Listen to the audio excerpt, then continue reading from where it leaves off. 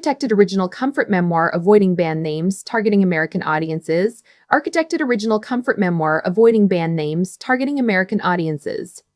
The phone rang at 4,047 in the morning, and I knew before I picked it up that it was about my grandmother. You learn that after a while, the way certain calls have a weight to them even before you hear a voice. The home health aide was crying. My grandmother had fallen in the night trying to get to the bathroom on her own, the way she always insisted she could, and she'd been on the floor for who knows how long before the aide found her at the changer shift. I drove the 4 hours from Cincinnati to that little town in southern Ohio with my daughter asleep in the back seat, still in her pajamas, a juice box sweating in the cup holder. I remember the sky going from black to that bruised gray you only see in February, and I remember thinking, the whole way down, please don't take her before I get there. Please, just give me time. She was alive. A cracked hip, a concussion, dehydrated, but alive and furious about all of it, which is how I knew she'd be okay for now.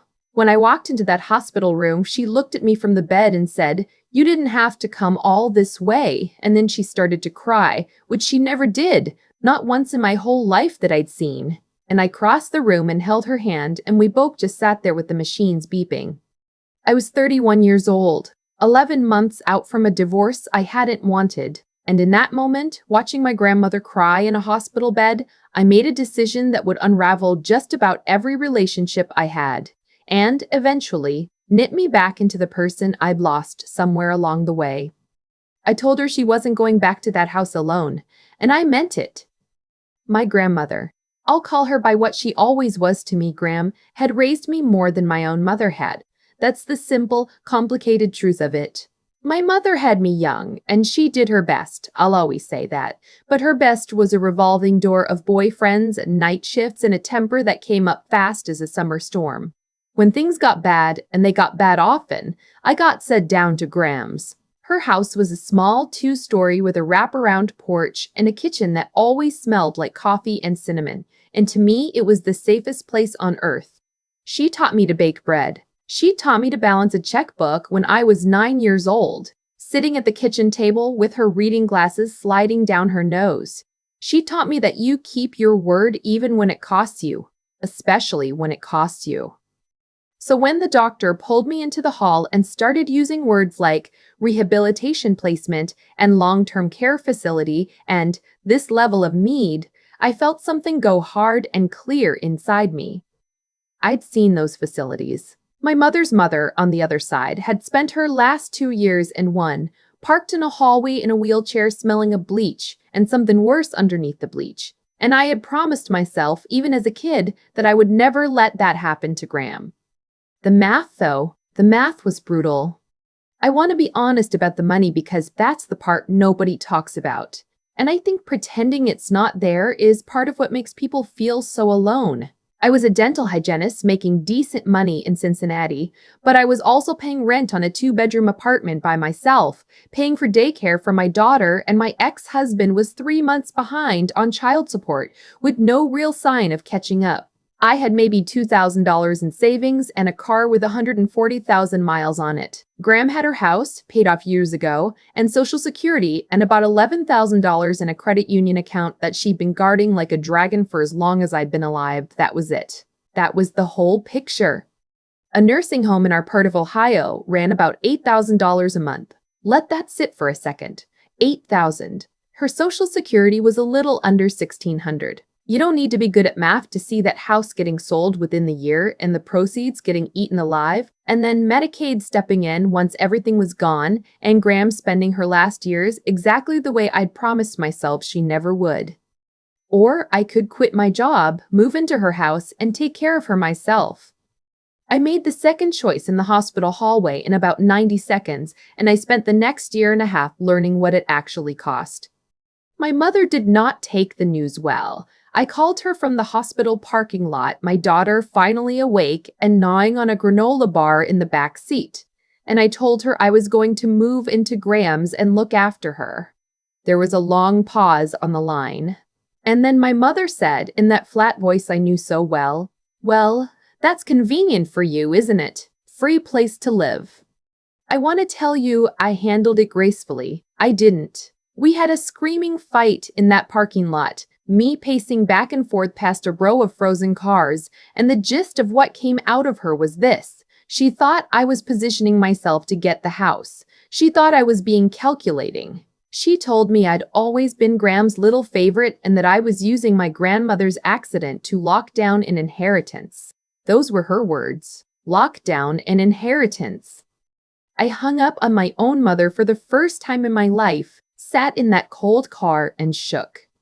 Here's the thing I understand now that I didn't understand then. My mother was scared, not of losing Graham, though she was, in her way. She was scared of the money. She was 58 years old and had nothing, no retirement, no savings, a part-time job at a department store that was always one bad quarter from closing, and somewhere in the back of her mind, that little house and that $11,000 was the only safety net she could imagine ever having. When she looked at me moving in, she didn't see a granddaughter sacrificing her career. She saw her own raft floating away. I didn't have the grace to see that at the time. I just saw my mother accusing me of something ugly while I was trying to do something hard. I gave my notice in Cincinnati. My boss, a kind man who'd given me my first job out of school, told me to take a leave instead of quitting so I'd have something to come back to, and I'll never stop being grateful for that. I broke my lease and ate the penalty. I packed up my apartment into a rented trailer, enrolled my daughter in the elementary school 3 blocks from Graham's house, the same elementary school I had gone to, where the playground equipment was somehow still the exact same rusted set I climbed as a kid, and I moved my whole life into the back bedroom that had been mine every summer growing up. The first few months were the hardest physical work I have ever done. Graham came home from rehab still unable to put weight on the hip, which meant I was helping her in and out of bed, on and off the toilet, in and out of the shower with one of those plastic chairs you order online. I learned to give a sponge bath. I learned to change a dressing. I learned that an 83-year-old woman who has been independent her whole life would rather chew glass than ask her granddaughter to wipe her. And I learned how to do it anyway in a way that let her keep her dignity, which mostly meant a lot of talking about other things while you do the thing nobody wants to talk about. I learned that you can love someone with your whole heart and still want to scream into a pillow at 2 in the morning.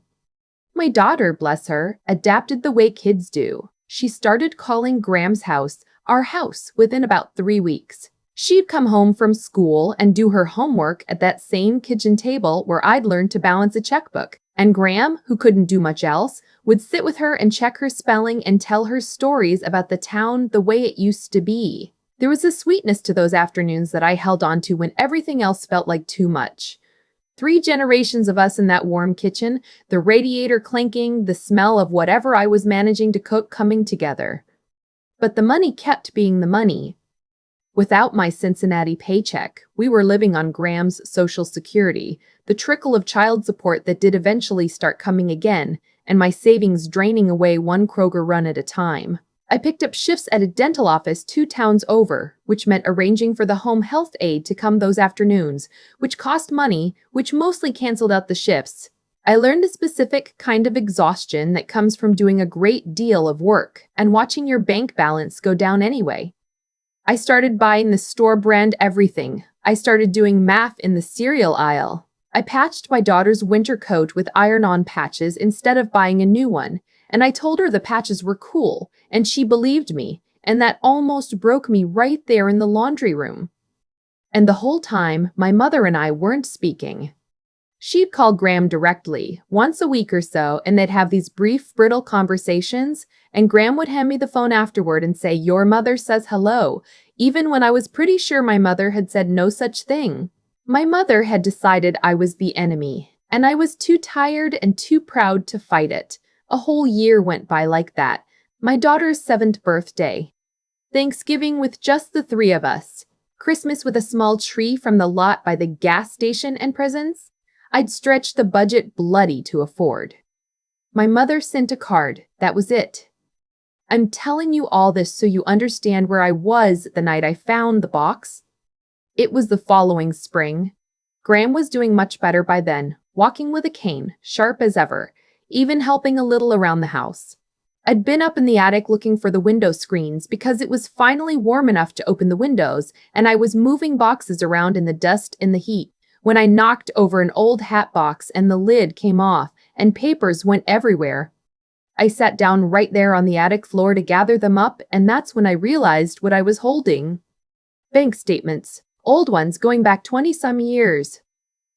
But not from the credit union.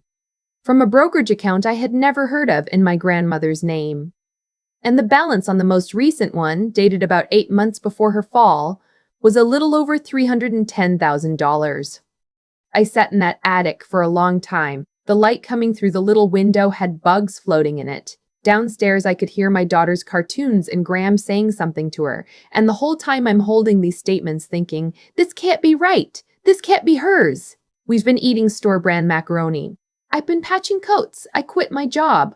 We've been counting pennies in the cereal aisle for over a year, and she's been sitting on $300,000? I'm not proud of the first feeling that came over me. It was anger. Hot, ugly, betrayed anger.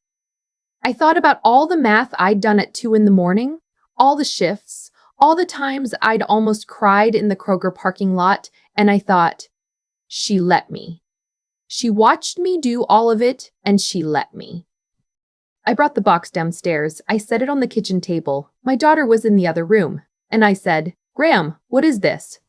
She looked at the statements. She got very still. And then she said something I will remember on the day I die. She said, I was wondering when you'd find those. She didn't sound caught. She sounded relieved, almost tired. And then she told me. The money wasn't hers. Not really. It had started as her husband's, my grandfather's, who died before I was born, an electrician who'd been smart with what little he had and had put money into the stock market back when working men didn't do that. When he died, he left her that account, and he left her with instructions that she'd carried like scripture for 30 years. The money was for the family, he'd said. Not for her. She had the house and her own pension and Social Security, and she didn't need it. The money was to be there, growing untouched, for whoever in the family needed it most when they needed it most. A safety net for the people who came after. And here's the part that took the legs out from under me. She told me she'd used it before, quietly. She paid off the second mortgage on my mother's house, twice. When my mother was drowning and too proud to ever know where the bailout had come from.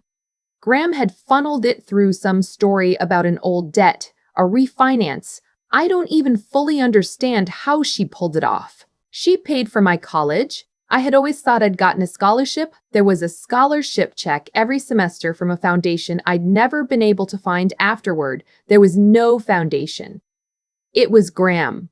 She paid for my mother's nursing home, the same one I'd sworn I'd never let happen to her, out of this account because my mother couldn't, and she'd never said a word.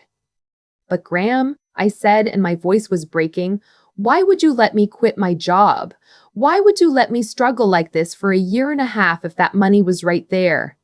She took my hands across the table. Her hands were so thin by then, the skin soft as worn paper. Because, she said, the money will keep.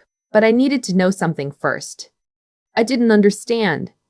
She said, when I had the money to give, everybody loved me. Your mother loved me when I paid off her house, even if she never knew it was me. She just knew somehow that the trouble went away, and she was sweet to me for a while after. People are good to the person they think might leave them something. I've seen it my whole life. I buried a husband and 2 of my own brothers, and I watched the kindness. People showed the dying line up real neat with what the dying had to give. She looked at me. You moved into this house, she said, and you wiped me when I couldn't wipe myself, and you did it not knowing about $1 single in that attic. You thought all I had was a paid-off house and $11,000 in the credit union, and you gave up your whole life anyway. Do you have any idea, child, how rare that is? Do you know what it's worth to an old woman to know, to be sure, all the way down, that someone loves her and not her estate? I was crying so hard I couldn't talk. I'm sorry you struggled, she said. I prayed on it. I almost broke 100 times. Every time I saw you doing that math at the table, when you thought I was asleep, I almost broke. But I had to know, not for my pride, for yours. Because someday you're going to be old, and you're going to want to be sure too. I want to tell you that everything was beautiful after that. It wasn't, not all at once. We had to deal with the money in a way that was responsible. There's a whole tangle of rules around assets and Medicaid eligibility and look-back periods that I had to learn fast. Because it turned out Graham had been quietly making herself look poor on paper for years for reasons I now understood completely. We sat down with an actual elder law attorney, a patient man named Mr. Abernathy, with an office above the hardware store, and we did things the right way. But the thing that mattered most happened a week later, and it had nothing to do with attorneys. I called my mother. I'd been rehearsing what to say for days, and when she picked up, guarded, ready for a fight, I didn't lead with the money. I led with the only true thing I had. I said, "Mom, I owe you an apology. You were scared, and I couldn't see it, and I made it about me being right instead of about you being afraid, and I'm sorry." There was a silence so long I thought she'd hung up. And then my mother, who I had never in my life heard apologize for anything, said in a small voice, "I was awful to you." In that parking lot, I'd thought about it every day. We talked for 2 hours. I learned things about my mother that night that recolored my whole childhood, about her own mother, about what it's like to be 20 years old and terrified with a baby and no help, about all the times she'd sent me to Graham's not because she didn't want me, but because she knew Graham could give me a kind of steady that she couldn't, and how much that had cost her to admit, even to herself. She'd been jealous of me my whole life, she said. Jealous of her own daughter for being loved easily by the mother who'd found her so hard to love. She said it plain, and it must have taken everything she had. I told her about the money. I told her all of it. The scholarship that wasn't a scholarship, the house that Graham had quietly saved twice. My mother cried in a way I'd never heard. 30 years of feeling like she'd failed at everything, never knowing she'd been carried the whole time by a woman she'd half resented. The three of them, my mother, my grandmother, and my daughter, were in that kitchen together within the month. My mother started driving down on weekends. She'd help with Graham, and the two of them would sit on the porch in the evenings, and I'd watch through the window as they talked, two old enemies who turned out to have only ever been two scared people on the same side. Graham lived 3 more years, good years mostly. She got to see my daughter turn 10. She got to see me go back to work. I opened my own practice eventually, with help, the right kind of help, the kind you accept with open eyes. She got to see my mother and me become something we'd never been, which was friends. When she passed, it was in that back bedroom that had been mine in the early morning with my mother on one side of the bed and me on the other, holding her hands. She wasn't afraid. She'd made sure, years before, that she'd never have to wonder whether she was loved for herself. That was the gift she gave herself, and the gift she'd been determined to give me, too. The money, in the end, did what my grandfather had wanted it to do. It became the family's safety net again. Some of it set my mother up so she'd never have to be afraid in her old age, the way she'd been afraid her whole life. Some of it is sitting in an account right now, growing with instructions I wrote down myself in my own hand for whoever in this family needs it most, when they need it most, when they need it most. My daughter doesn't know about it. She won't for a long time. I learned that from the best teacher I ever had. People ask me sometimes if I regret it. The 1.5 years of struggle, quitting my job, the patched coats, and the cereal aisle math. All of it harder than it ever needed to be because of money that was right there in the attic the whole time.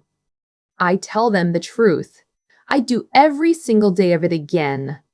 Because I got something out of those 18 months that no amount of money could have bought me. The same thing my grandmother got. The same thing she made sure I'd have. I know exactly who I am when there's nothing to gain. I know what I'm willing to give when I think there's no reward coming. And on the morning when it's my turn to be the old woman in the bed with my own daughter holding my hand, I won't have to wonder either. That's what she left me, not the money. That part was just paper in a hat box. She left me the certainty, and I've spent every day since trying to be worthy of it. I think about that hat box more than I ever expected to. For a long time, I believed the cruelest thing in those 18 months was the money sitting up there in the dark while I counted change in the cereal aisle. Now I understand it was the kindest. Graham didn't let me struggle because she was careless. She let me struggle because she was the wisest person I've ever known. And she understood something it takes most people a whole lifetime to learn, that you cannot measure what a person truly is until there's nothing in it for them. Everything that happened flowed straight from a choice I made in a hospital hallway in 90 seconds. I chose to move in not knowing about a single dollar. That choice is the reason Graham died unafraid. Sure, all the way down that she was loved for herself and not her estate. And the reason my mother and I finally became friends wasn't the money either. It was that I finally found the courage to call her and admit I'd been so busy being right that I never once saw how scared she was. One honest apology undid 30 years of distance. That's the part nobody tells you. The repair was never going to come from being correct. It came from being humble enough to go first. If there's anything I'd want my own daughter to carry out of all this, it's 3 things I watched my grandmother live every single day. The first is integrity. Doing the right thing when no one is watching and there's no reward coming, because that's the only version of yourself you can trust when you're old and frightened. The second is wisdom, the kind that knows the difference between a hard road and a wrong one, that can wait and watch and let a thing reveal itself instead of forcing it. And the third is grit, plain and stubborn. The willingness to wipe someone you love when they can't wipe themselves, to patch the coat and tell the kid it's cool, to do the unglamorous work day after day after day when quitting would be so much easier. Graham had all 3. And she planted all 3 in me on purpose, the hard way, because she loved me enough to let me earn them. The money kept, just like she said it would, but the certainty she gave me, knowing exactly who I am when there's nothing to gain, that's the only inheritance that ever mattered. And on the morning when it's my turn to be the old woman in the bed, my daughter holding my hand, I will close my eyes the same way Graham did, not wondering. Sure,